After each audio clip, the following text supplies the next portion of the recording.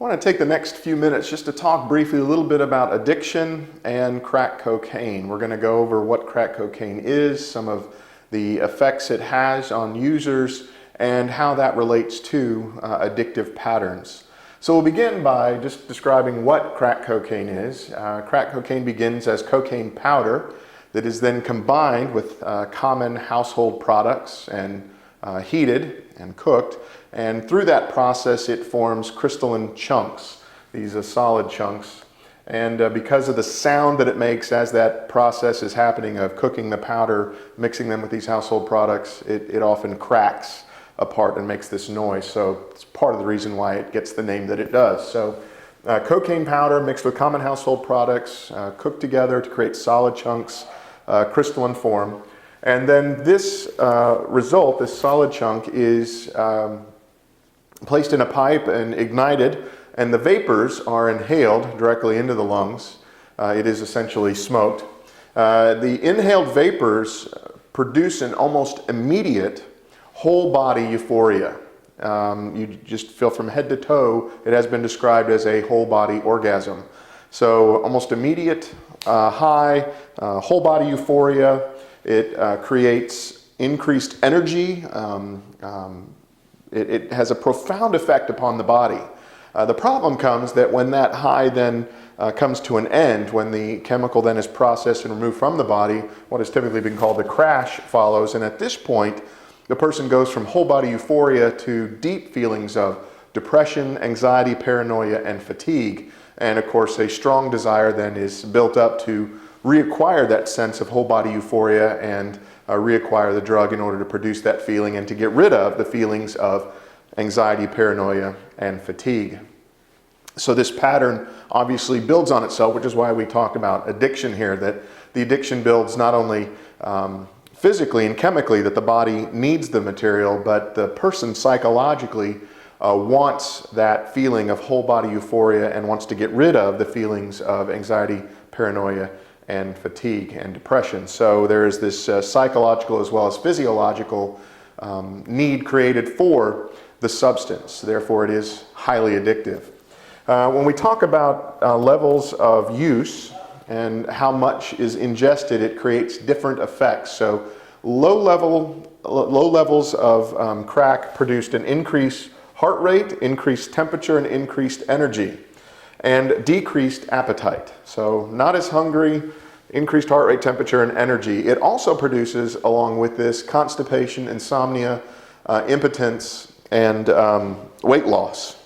Because of this right here, just at the lowest levels, because of the elevated heart rate and temperature, elevated energy, decreased appetite, and depletion of the body of fluids, once again due to the increased temperature and other things like this, it produces the side effects of constipation, insomnia, impotence, and weight loss. Now, as the amount goes up that is consumed, it starts producing other effects, which of course are much more negative to the body. Things like convulsions, nausea, twitching, seizures, stroke, respiratory and heart failure, and ultimately death can ensue as the quantity ingested goes up. So crack cocaine, once again, a product of cocaine powder mixed with common household products to produce this hard rock-like substance that is then ignited, the vapors inhaled. The reason it's done is because of the almost instantaneous whole body euphoria, and the addiction comes in not only because of the substance itself is highly addictive physiologically, but psychologically. When the person comes off the high, they are almost immediately assaulted by feelings of depression, anxiety, paranoia, and fatigue, and in order to get rid of those feelings, they seek once again to find this substance to replace those negative feelings with the positive euphoria that they had before. It's a very dangerous substance, not only because of the short-term effects with the elevated heart rate, temperature, and energy, decreased appetite, producing some of these minor situations of constipation, insomnia, impotence, and weight loss, but the long-term effects as people increase the dosage and increase the amount that they're taking, leading to these horrible consequences of convulsions, nausea, twitching, seizures, stroke, and then finally breathing and heart failure, and ultimately death. It is a highly addictive substance, both physiologically and psychologically, and help is definitely needed if someone is using crack cocaine. If you'd like to learn more about this and things related to it, beneath this video there's a link. If you'll click on it, it'll take you to the website with that information, and while you're there, you'll also find a link to an ebook that's ready for immediate download. Today we want to go over coping with disability and ways that people can be helped who are going through the experience of a new disability. Recently I heard of an acquaintance who had suffered an injury while diving into a swimming pool. They'd hurt their neck and now they're paralyzed from the chest down. Of course, before this they'd been very active and lived a very full life, and now not only are they paralyzed so that they can't feel or move, but they can't do many things for themselves. And now the family is going to have to transition and make changes in order to deal with this new situation of providing the care for this person who used to provide the care for them. And there's a lot of unanswered questions at these times, and so if you're going to help people learn how to cope with disability, there's two areas that are critical. The first is helping them deal with the common emotions that people experience as they move into this new lifestyle, this new time with the disability affecting them personally or someone that they love in their circle of friends or family. So the common emotions that they have to deal with, helping them through that, helping them know what to expect and experience, and then two, getting them peer help, peer groups to surround them in order to see them transition from what life was like prior to the disability to what life will be like now after the disability. So we'll begin then with common emotions. When someone first experiences a disability, there's a grieving process that takes place. Depending on the severity of the disability and the type of disability, not only the person who is experiencing the disability, but those around them often go through a period of grieving. They're emotionally dealing with the dissonance caused by the way things used to be and now the way things are. So this friend of mine this acquaintance who had injured their neck and is now paralyzed. Before they were very active, and now they're passive, they're stuck, they can't feel, they can't move, and others are doing things for them. So not only that person, but those around them move through a common grieving process as they cope with it. In that grief process, the three main emotions that are generally felt and experienced are anger, frustration, and guilt. And these also are associated with grieving as well. Anger, why me, why us, why now, why did this happen? So there's a sense of anger, sense of frustration. I don't know what to do, I don't know what to expect, where are we going to get help, where are there resources? I feel helpless, and in some ways that gives way to hopelessness. So there's anger, there's frustration, and then the biggest one that I think most people need help with is guilt, feelings of guilt. Why? Why feelings of guilt? Basically, the person starts to say they're suffering, and the guilt process is mostly for those close to the one who has the disability, not the person with the disability themselves, but family, friends, and loved ones close to the person who now has a disability. They feel guilty. Why them?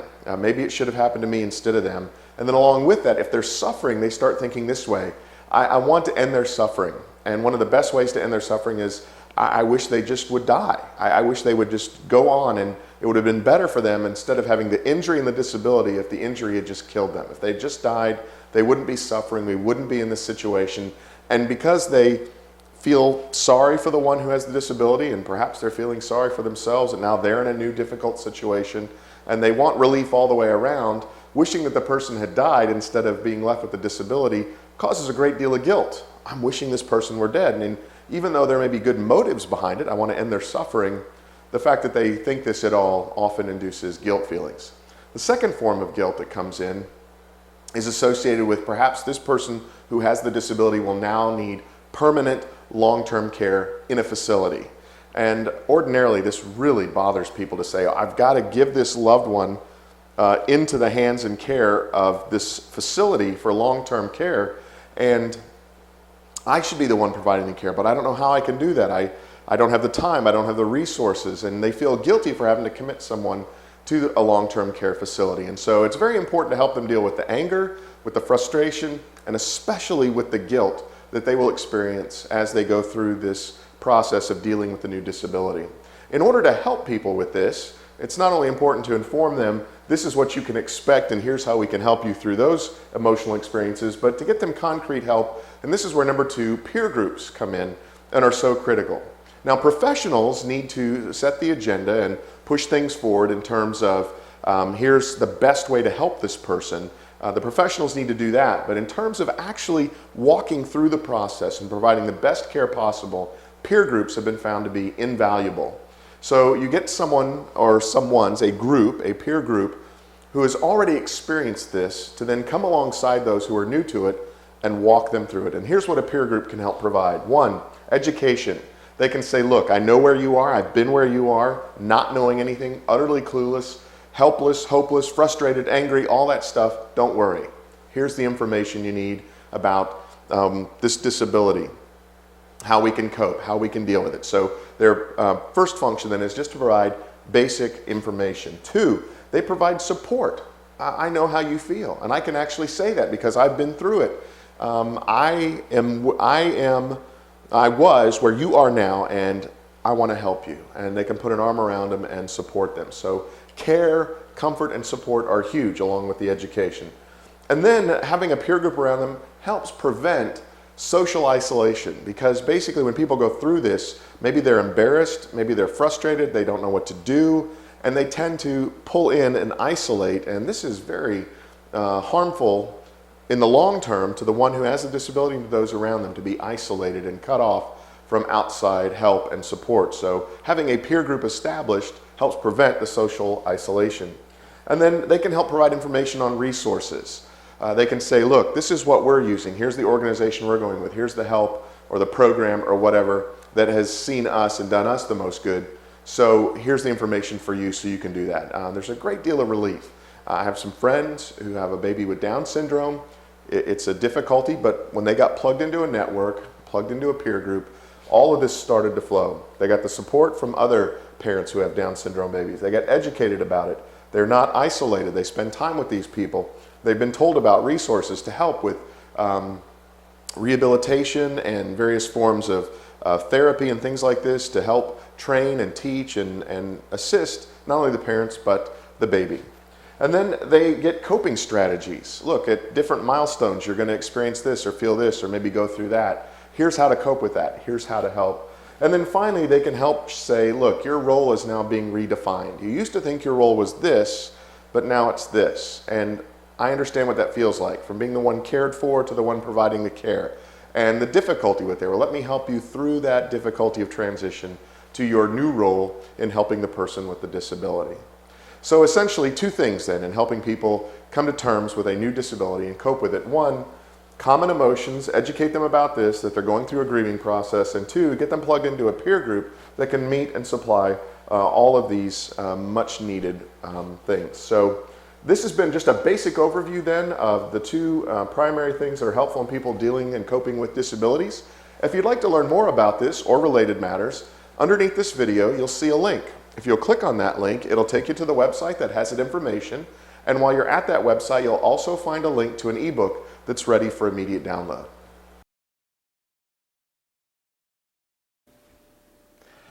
Wanted to go over some of the concepts that are critical to counseling. These are by no means all the concepts that you need in counseling, but they are important factors when we think about the effectiveness of counseling. And I want to go over the four that are on the board and talk about them briefly. So the first concept in counseling that we want to talk about is attending.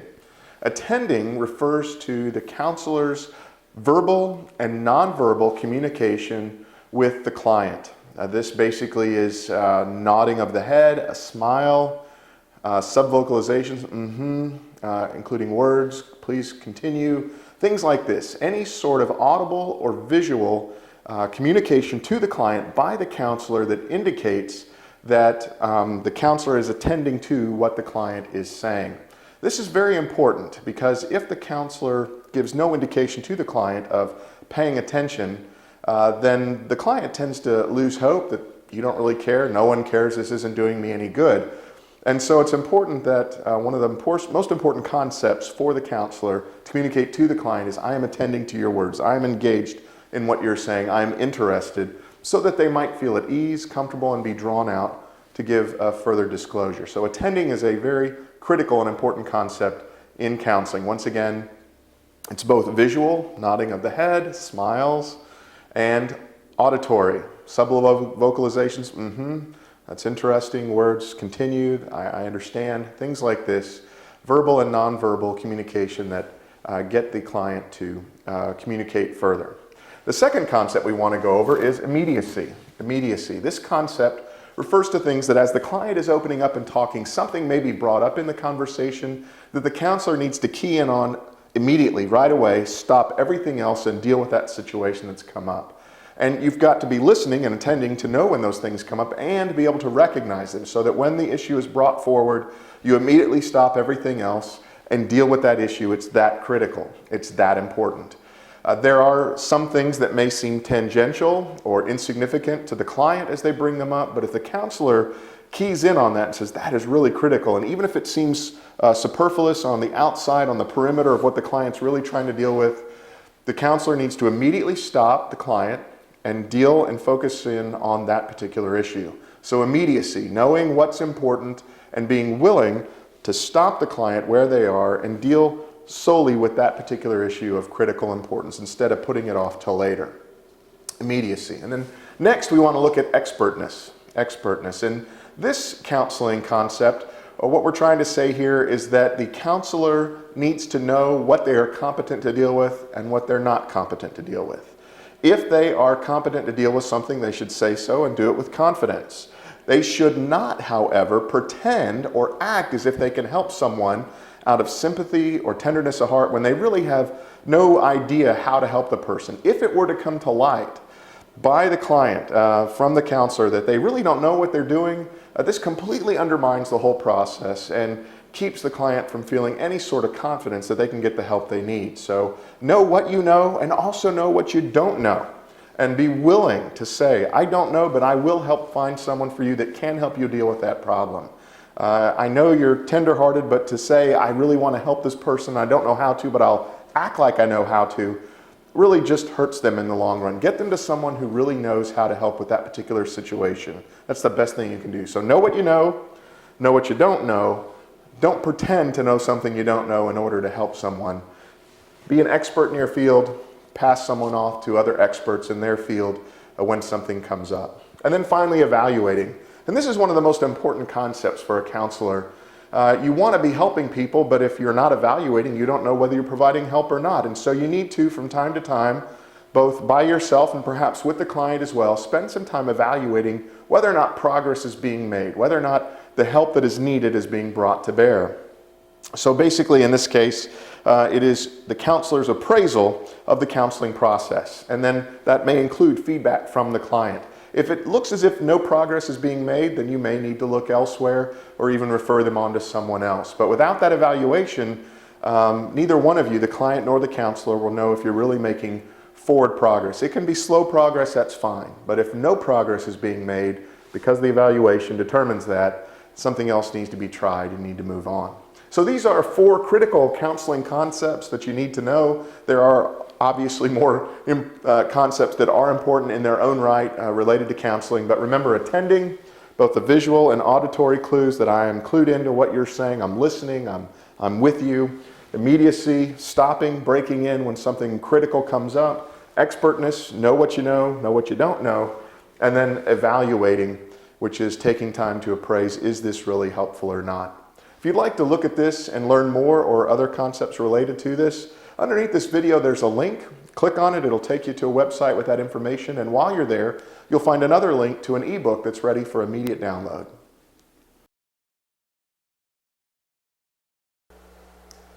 In today's video, we're going to go briefly and touch lightly upon Dr. Freud's theory of personality as it relates to the id and the ego and the way they interact. If we want to look at this model, we're talking about a psychological model of the structure of the mind. This does not correspond to places in the brain or to anything about us physiologically. You can't point to a part of the body or the brain and say that's where the id is, and that's where the ego is, and that's where the superego is. This has to do with our mind and Freud's theory about how people live and interact with the world. And he saw 3 different forces at work within people. He said that we are all born with this basic identity of pleasure seeking, or the id. The id is entirely consumed with self-gratification. If I'm hungry, I want food now. If I am uncomfortable, I want to be made comfortable now. It just wants to meet its needs It is heedless and regardless of reality going on around it, of other people's needs, of other people's wants, whether it hurts someone else. And Freud would say this is seen most clearly in babies. If they're hungry, they cry. They get fed, they stop crying. If they have a dirty diaper, they cry. If they get changed and are made physically comfortable, they stop crying. If they're sleepy, they cry, and you put them to sleep, they stop crying. So it's whatever they need immediately, that's the id. This is the innate, born into us, selfish nature that says, I want what I want, and I want it now. It's the aggressive part of us, the pleasure-seeking part of us. It's all of our basic drives, hunger, sex, aggression, whatever. All those basic drives come out and are part of the id, and this is from birth. Then Freud said, around about the age 3, the ego starts to develop, and it's the ego's job to satisfy as much as possible the desires of the id while taking into account the reality around it. So by 3, the child is starting to realize that there are other people who also have wants, desires, and needs. It is also starting to realize that if it immediately tries to gratify itself, sometimes that leads to pain. And in order to maximize pain, the ego develops to satisfy the needs of the id while taking into account reality, other people's, other needs, other wants, and the best way, given the current state of affairs, the current reality, to prolong pleasure and to minimize pain. So the ego develops to moderate the id, but also to more adequately and over the long haul satisfy the id. So the ego's job, once again, is to meet the needs of the id. The id says, I want, I want, I want. The ego comes along and says, okay, you want, but here's the reality of the situation. In order for you to get what you want, we're going to have to withhold here, restrain here, pursue this, that, there. And that will lead to long-term pleasure, although it will sometimes hamper short-term gain. And we're going to want to avoid the short-term pleasure seeking, as it may lead to more long-term pain later. And then around about the age 5, Freud said, the superego starts to develop. This is the part that we would ordinarily call the conscience. It doesn't deal with the real, but more the ideal, what ought to be, the way things should be. And basically there's this conflict then between the superego, which says this is the way things ought to be based on the morality of society, and the id, which says I want this now, and the ego stands between seeking to rationalize, harmonize, and satisfy both poles. Society says this is the way things ought to be. I want this. Here's the way things are right now in reality. How can I keep the superego quiet, keep my conscience placated, and get what I want without long-term hurt based on the reality of the situation now? So the ego is the one who interacts between these opposing forces, but its primary job is to meet the needs of the id, those primal drives of hunger, aggression, intimacy, things like this, to meet those needs, but in a way that deals with reality. So remember, the id is the basic drives. It's based on pleasure, and it wants it now. Pleasure and aggression, basic drives, born with it.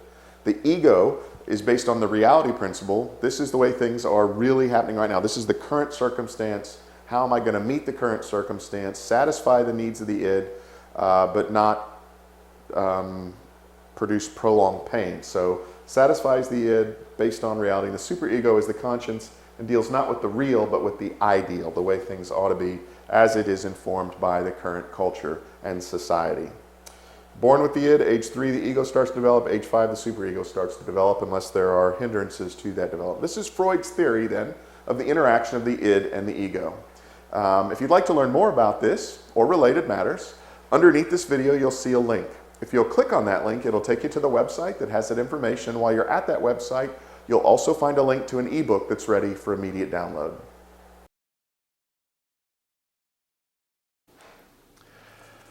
Those that are tasked with helping people make productive changes to their life, dealing with the pain and the stress and the hurt of dysfunctional life, have various approaches to, one, identifying problems, and two, finding a solution to those problems. One of the ways to both identify and help solve problems is the psychoanalytic approach. The psychoanalytic approach is also called the psychodynamic intervention approach, and it basically follows the following tenets. Just briefly, I want to just talk about the few feeder views that feed into this view so that you have maybe a broader idea where it comes from. So the psychoanalytic or psychodynamic intervention approach draws upon psychoanalytic theory, ego psychology theory, psychosocial theory, and object relations theory. So all of those things are drawn together and coalesce in this psychoanalytic approach. The key tenets that we want to talk about is, number one, the social environment in which the person exists is considered the primary external influence. Nothing is greater as an influence externally to the person than their social environment. So you must know the environment in which they're in and get all the information you can there to realize what external factors are feeding into the equation and causing the dysfunction and the problems. Second, behavior, how people act, flows from the unconscious mind and unconscious drive. So in many ways, they don't know why they're doing what they're doing. It's flowing out of the unconscious mind, drives, motives, and those sorts of things. But their behavior flows out of that. So you've got the external factors of the social environment, and then internally, these unknown motives and drives from the unconscious mind. Next, dysfunction comes about by the stress produced through conflicts in the unconscious mind. So stress-producing experience and conflicts in the unconscious mind express themselves in dysfunctional behavior. So you've got the external influences of the social environment, you've got motives and drives coming from the unconscious mind producing behavior.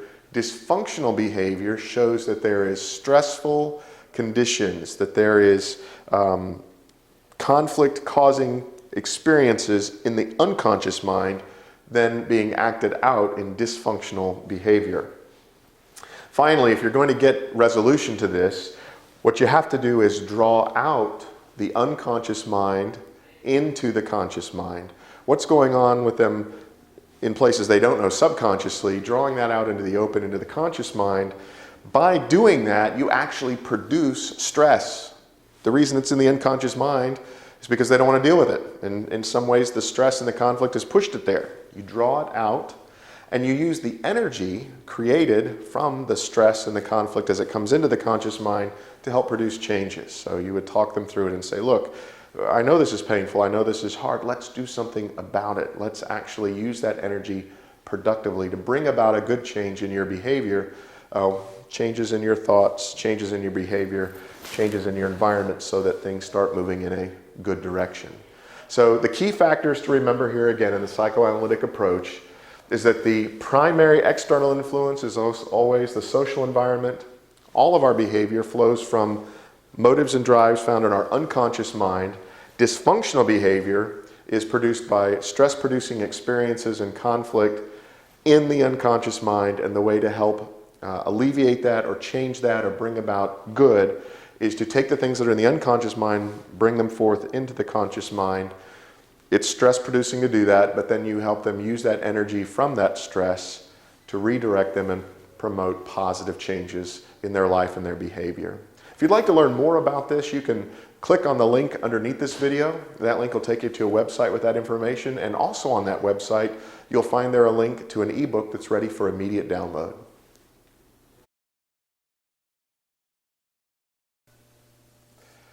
In conducting social work with specific ethnic groups, there are several things that need to be kept in mind in order to provide the best care for that person in need. So when we think about social work with a specific ethnic group, the first thing we need to be aware of is the most up-to-date code of ethics for whatever agency you happen to be serving at the time. What is their code of ethics? Am I aware of it? Am I abiding by it? Am I consistent with it? So you need that information to begin with, so that you are providing ethical care and ethical help within the confines of the group that you are serving. So you must have the knowledge of the most up-to-date code of ethics as they pertain to the distribution of services to specific groups. Next, if you're doing social work with anybody, but with specific ethnic groups as well, you need to be aware of not only the typical human responses to stress, but also perhaps specific responses of specific ethnic groups related to stress. What are those typical responses of every human being, and then perhaps the specific responses of a particular ethnic group to stress, to be aware of those so that you know what to expect based on not only the general population but the specific group that you're seeking to help.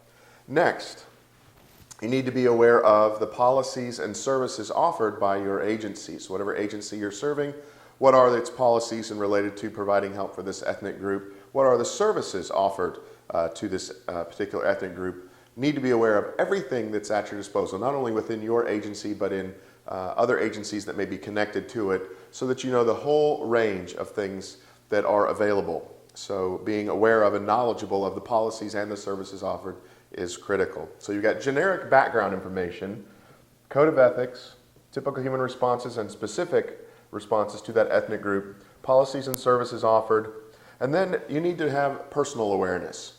What is my ethnic background, and how is the way I was raised and my own thoughts and feelings, not only towards my own ethnicity, but to other ethnicities, going to come into play as I seek to provide help and care. So self-awareness is critical as well. Self-assessment might lead you to say, perhaps this is better done by someone else, and I need to take some time to work on myself here, get myself in a position where I can provide the best possible care to people. Through our own upbringing and other things, prejudices sometimes can be there, perhaps dormant, and they suddenly come to the surface. They definitely need to be dealt with. So along with the background information, you need to be aware of yourself as well, and your own upbringing and how your own ethnicity plays into how you help others. Then next, do a realistic assessment of the social environment in which the problem has arisen. A realistic assessment. We want to emphasize that word there, realistic assessment. I know we all want to think the best, and sometimes we look at a situation and say it's the worst. Make a realistic assessment of the circumstances and situation that has led to the need for the intervention or the help. So you've taken a look then at the environment specific to the client, and you therefore are able to facilitate a proper resolution to the problem. So you're going to get a proper resolution to the problem by having a realistic assessment of the social environment related to that particular person that you're seeking to help. 6, you need to look at the root causes of why there is going to be participation in the intervention, and is the person participating voluntarily or involuntarily in the services offered. So what has led to this intervention, and is the person participating voluntarily or involuntarily? Those are critical things to be aware of because it will affect the way you try to provide the help and what you're able to do, and perhaps it broadens or limits your options, and especially if there's an involuntary participation. So what led to the intervention, and is the person participating voluntarily or involuntarily? And then finally, number 7, identify the stresses and supports unique to that ethnic group that you're seeking to help. So what are the stresses unique to that ethnic group, but what are the supports perhaps that are also unique to that ethnic group? And be willing to be an advocate, not just for one group, but for all those in the community that are needing the support and help that is provided by the agency that you are serving. So these are just basically 7 things to be aware of, 7 elements, if you will, that prepare the worker to work with specific ethnic groups, but they're obviously applicable across the board as well. But if you're going to work with a specific ethnic group, be aware of the background situations, be aware of yourself, make a realistic assessment of the social environment. Why was the intervention called for? Is the person or group participating voluntarily or involuntarily? And then finally, what are the stresses and supports unique to that group? And be willing to be an advocate for all those involved in the area. Anyway, if you'd like to learn more about this or related things, underneath this video you'll find a link. If you click on that link, it'll take you to the website with that information, and while you're on that website, you'll also find a link to an ebook that's ready for immediate download. Today, we're going to, in this video, go over different types of trait tests. Trait tests. Essentially, trait tests are used to help match people with particular career types. Now, often as we grow up, we go through various stages. What are you going to be when you grow up? I'm going to be a firefighter, a fighter pilot, a doctor, a lawyer, whatever. You know, we come up with different things that we think we want to be as we grow up. And our various aptitudes and inclinations help channel us eventually towards a career that we find more or less satisfying. Now, some people from a very early age know exactly what they're going to be. My dad, for example, when he was asked as a 12-year-old to write an essay about what he was going to be when he grew up, he wrote a very strong, powerful, persuasive essay about how he was going to be an airline pilot. And that's exactly what he did. It never wavered. It never changed. Everything from That 12-year-old essay forward was aimed at him becoming an airline pilot. He flew for the Navy for 6 years, then went into the commercial airline industry, did that his whole career, and retired. So some people know what they're going to do. Other people, like me, we struggle sometimes. What are you going to be when you grow up? What are you going to do? What are you going to pursue? Well, I don't know. I have different inclinations, different things I like, don't like, I'm just not sure. And when that happens, these kind of tests that I'm going to talk about can be helpful. And those who work as career counselors and others trying to help people identify what they're good at, what they have aptitude for, what they might enjoy doing, often use these tests as well to help people find a career that is satisfying and help match their aptitudes, their inclinations with a particular field or area of endeavor. So as we go over these, remember, the goal or the desire or the idea is to say, here's the type of person you are, here's sort of your strengths and weaknesses, and then these career areas might be a match for you. So maybe you should explore training and or pursuing a job in these areas based on these aptitudes. Now, I know we want to encourage kids, and I'm not saying we should discourage kids, and we often tell them you can be anything you set your mind to.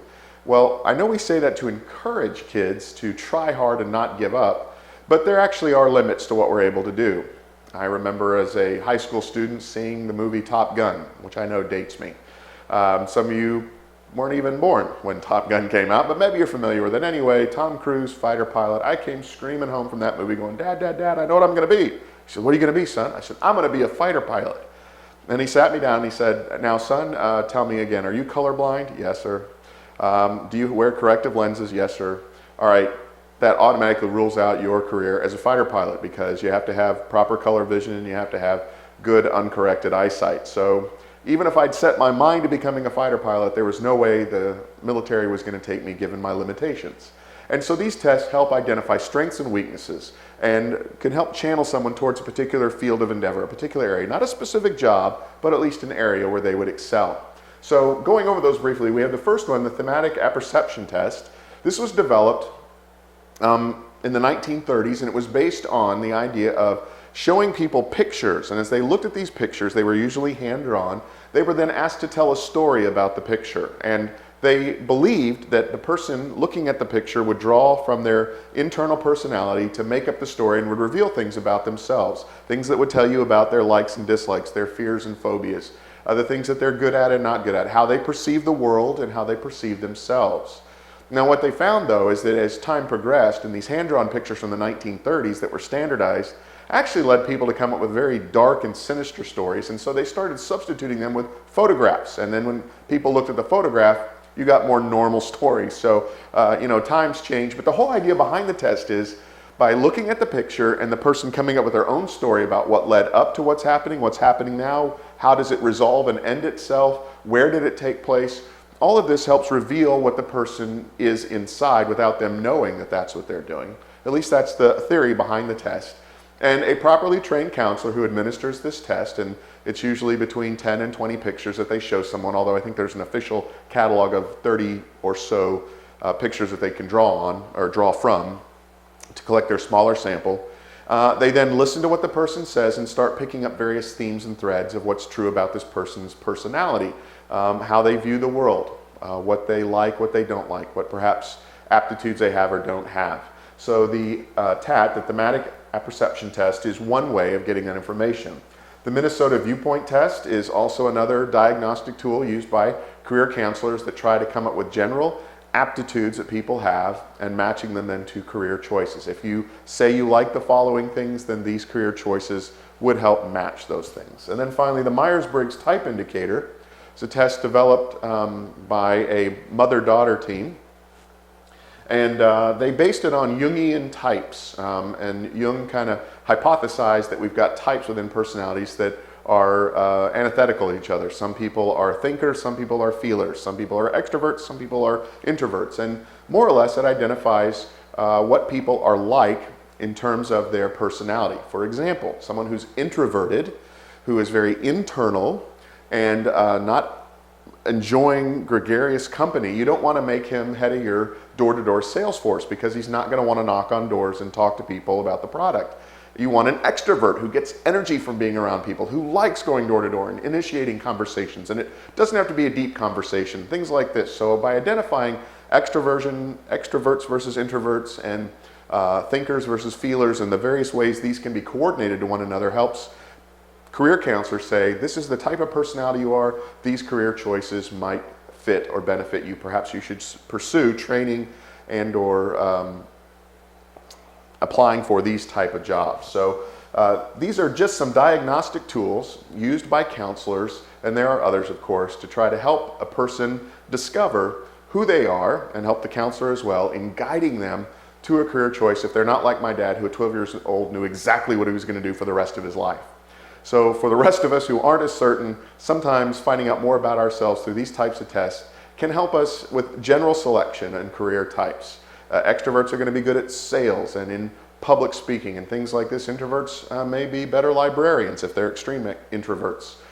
They need to be alone and they like detail work. These sorts of things can be tested for, discovered, and then you can show them a list. Well, here are things where you're going to be most comfortable and where you're going to excel.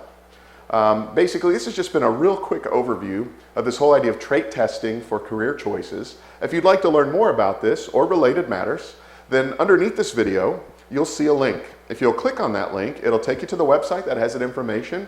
And while you're on that website, you'll also find a link to an ebook that's ready for immediate download.